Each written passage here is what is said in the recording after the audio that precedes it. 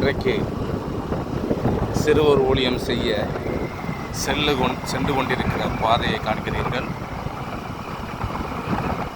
இந்த மலைப்பகுதியில் 6-7 கிராமங்கள் இருக்கிறது.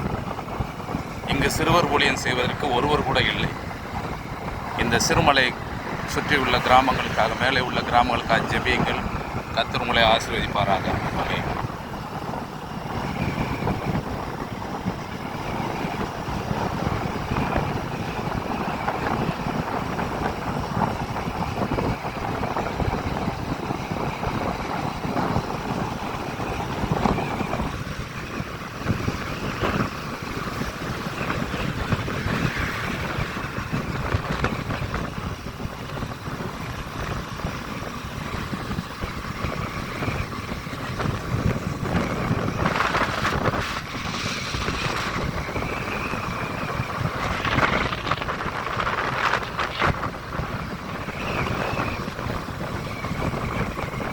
சிறுமலை பகுதியில் வாழ்ந்த